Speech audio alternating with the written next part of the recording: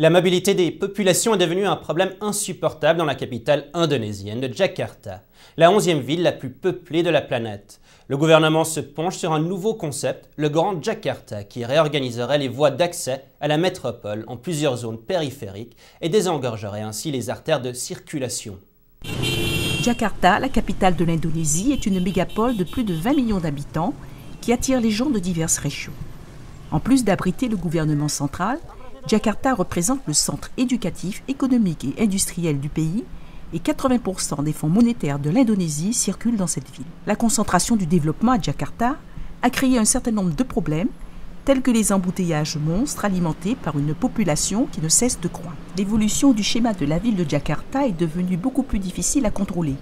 Le gouvernement note que la densité de la population urbaine de Jakarta a atteint 14 000 personnes par kilomètre pour une population totale de 9,6 millions au début de 2011. Le président indonésien Susilo Bambang Yudhoyono a proposé un concept du Grand Jakarta pour répondre aux défis de l'affluence de la population vers la capitale. Selon les chiffres du recensement 2010 qui viennent d'être enregistrés, la population totale s'élève à 237 600 000 personnes, soit une augmentation de 32,5 millions depuis l'an 2000. Le concept du Grand Jakarta est calqué sur Tokyo, la capitale du Japon. Il élargit la zone de la capitale, puis divise et sépare les fonctions gouvernementales afin de répartir la population sur une plus grande surface.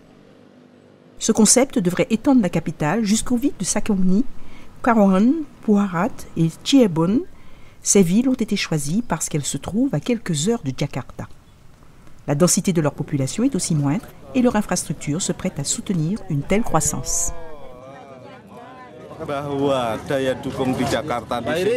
La population et les rassemblements pour les célébrations dans cette ville sont déjà trop denses. Eh bien, si Jakarta peut s'étendre davantage, cela permettra une répartition des attroupements. Si la répartition des attroupements, cela signifie que la mobilité humaine devient plus fluide. Ce concept peut être une solution pour contourner le problème des embouteillages à Jakarta.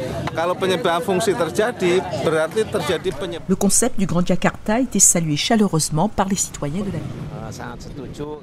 Je soutiens vraiment ce projet. Aujourd'hui, le trafic à Jakarta est saturé, comme vous pouvez le constater. L'Indonésie devait déplacer sa capitale vers l'autre île de Java en 2010. Mais la réalisation de ce plan d'aménagement aurait demandé 13 à 15 ans. Une attente aussi longue était impensable car le développement tant actuel que futur de la ville exige plus que jamais des interventions immédiates.